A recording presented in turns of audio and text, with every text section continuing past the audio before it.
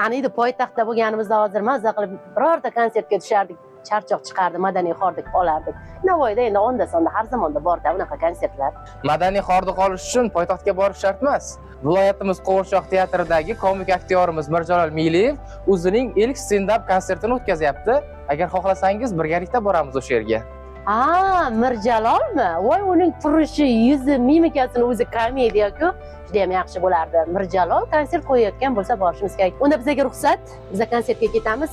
Oxirgi shirinligimiz sizlarga.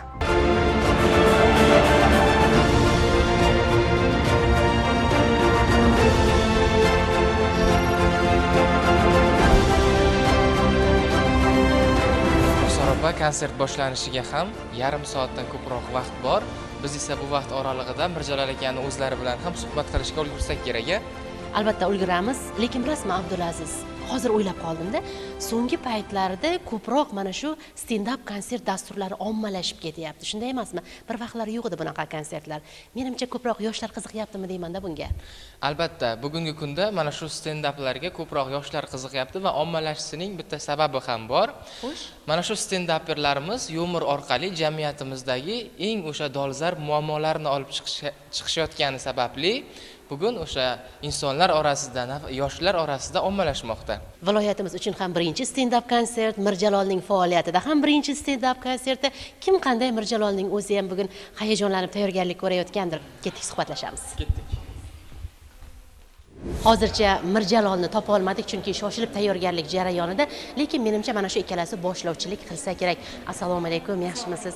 Biroz vaqtingizni olamiz. Siz bu konsertda adashmasam boshlovchisizlar. Tayyorgarlik qanday bo'lyapti? Chunki stand-up konserti baribir viloyatimizda, shahrimizda bu birinchisida. Birinchi marta bo'lyapti. O'zimizda ham hayajon kuchli.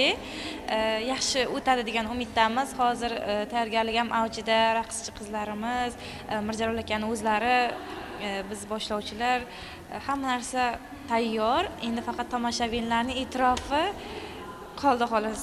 Albatta, bilasizmi, mana shu komik aktyorimiz deb aytamiz Mirjalolni bemalol sahnaga chiqqan paytda siz boshlovchilar ularning qanotisiz, yuragisizda, chunki improvizatsiyalar orqali ayrim vaziyatlardan olib chiqib ketishga ham to'g'ri keladi-da. Bunga ham tayyormisizlar? Ha, albatta tayyormiz. Yaxshi.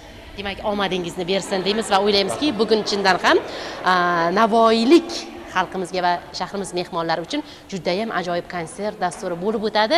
Qanday bo'ladi bilmadim, lekin mana shunday konsertlarimiz hali uzoq davom etishini istagan bo'lar edim. Albatta, birinchisi yaxshi o'tsin ilohim va bundan keyin albatta keti uzilmaydi konsertlarimizni.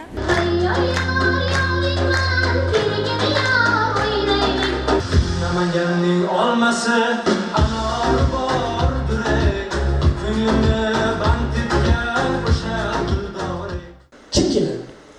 Qarindoshlarim keladi. Yarimdan ko'p qarindoshlarim bo'ladi.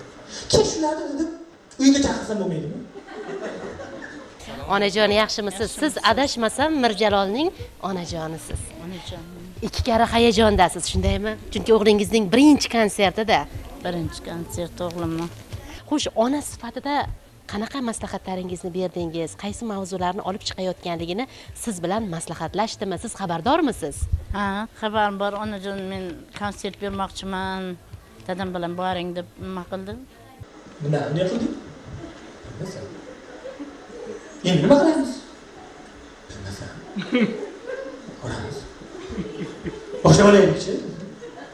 Boshladik, derazadan qarab turib, qarindoshlar kirib qoladi. Uyga chaqirmabman-da. Xush kelibsiz deymiz va bugun konsert juda ham chiroyli o'tishiga ishonchimiz komil. Sizni ko'rib bunga yana bir bor amin bo'layapmiz. Menimcha bugungi konsertning asosiy qahramonida hayajon bor u sizda yo'q bo'lsa kerak, chunki viloyatimizdagi barcha tadbirlarda siz o'zingizning jozibali raqslaringiz bilan tomoshabinlarga doim bir manzur kelgansiz, ularni maftun etgansiz. Xo'sh, bugun mayli sir bo'la qolsin tomoshabinlarimiz uchun. Bizga sekingina aytingchi, qaysi qo'shiqlarni, qaysi raqslarni taqdim etmoqchisizlar? Farg'onacha va xorazmcha raqslarimizni taqdim etamiz. Juda ham yaxshi.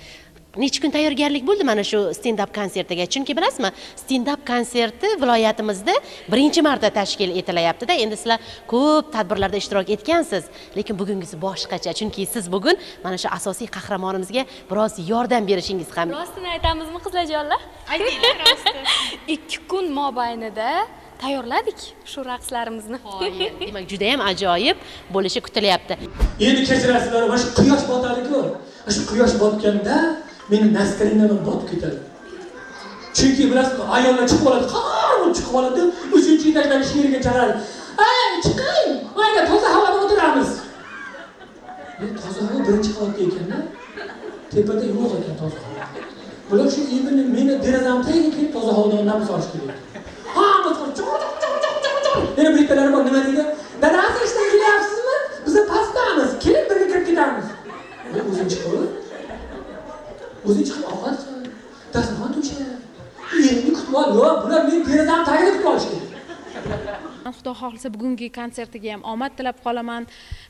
Zo'r bo'lishiga ishonib, bugun 3 oylik chaqalog'im bilan tashrif buyurdim. To'g'risi uyda o'tira olmadim, juda ham qiziqdim. Nasib bo'lsa birgalikda Mirjalolni qo'llab-quvvatlaymiz. Va nihoyat Mirjalol, sizni tutib oldik. Biroz bo'lsa chalg'itamiz. Konsert oldi baribir bilaman hayajondasiz. Tayyorgarlik jarayonlari, fikrni bir joyga jamlab olish kerak. Eng asosiysi, viloyatimizda ilk marotaba stand-up konsertini namoyish etayapsiz. Bu viloyatimiz ahli uchun ham yangilik, o'zingizning ijodingizda ham bu bir yangilikda. Tayyorgarlik jarayonlari qanday ketdi? Qiyin kechmadimi? Tayyorgarlik jarayoni zo'r bo'ldi, lekin hozir mana 1 soatlar qolganda o'zimga o'zim shunday burchakka o'tdimda, "Tak, birinchi bo'lib qaysi gapni gapiraman" desam, butun boshli repertuar esimda yo'q. Mana bo'lmasa. Turibmanda, xudoyim, qaysi edi? Ha, buni aytaman. Nimasi? To'g'ri, bizda spektaklda ham xuddi shunaqa bo'ladi. Spektakldan oldin qattiq hayajon bo'ladi. Lekin bu u paytda jamoa bo'ladi-da, oldimda jamoa bo'ladi. Hozir shu pardani orqasiga o'tsam, bu narsa bosyapti deb, "Voy, nima qilib qo'ydim men? Nahotki nima bo'lsa ham kulsin" deb turibman. Nasib bo'lsa Xudo xolasa yaxshi bo'ladi, chunki meni otam duo qildi. Bolam dedi, nasib bo'lsa yaxshi bo'ladi dedi. Qiziqchilar haqida gap ketganda ko'pchilik bachkana mavzularsiz tomoshabinni ushlash qiyin, kuldirish qiyin deyishadi-da. O'ylaymanki, sizning repertuaringizda bunday mavzular yo'q. Yo'q. Kecha ajoyib bitta voqea bo'ldi. Menga telefon qilishdi, "Biz jo'ralab boryapmiz" dedi. "Ha, bo'pti, mayli" dedim. "Nimaga endi jo'ralar" dedim. "Ota-onangni olib kel, oilangni olib ketsam."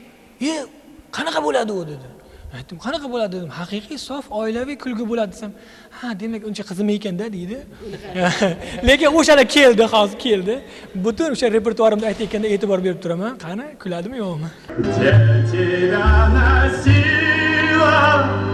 Hamma raqsga tushsan. Сказки скрипнула дверь.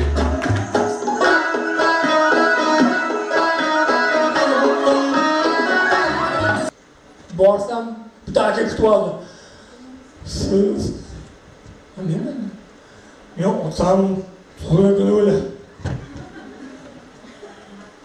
Jannatim otam tug'ilgan o'la." Bironta bir joydan olib gapirmadi. O'zini ijodini gapirdi. Shuning uchun mazza qildim. Tabiiy omadini bersin. Eng asosiysi umri uzoq bo'lsin, quvnoq bo'lsin. Boya do'st gapirgandek, xalqlar do'stligida ham shunday zo'r san'atini ko'rsatib, xalqning hurmatiga sazovor bo'lsin. Eng asosiysi hijoat so'nmasin. Omadingiz bersin. Kelganimdan juda ham xursandman. Albatta, biz ham juda ham mazza qildik. Eng asosiysi har bitta so'zida, har bitta chiqishida biz o'zimizning hayotimizni, o'zimizni, o'sha oiladagi bir jarayonlarni ko'z oldimizdan o'tkazdik-da. 10 million mindan dedi. Mashaka qanday gapirdi dedi. Bunda yengaga qaradim. Yenga bunda menga qaradi. Dedi. Biroz charchagan mehmonimiz. Turing. Eng asosiysi konsertda mana shunaqa hech kim uxlab qolmadi. Bu konsert boshqacha o'tdi. Mirjalol, tabriklayman. Yana bir ikkalari bor. Bu mashinani derazam tagiga olib qo'yib oladi-da, qarang, 21-asr texnika asrida xotinini signal berib chaqiradi. U 5-etajda. Va telefon qilib aytibdi. Mirjalol endi talantli yigit.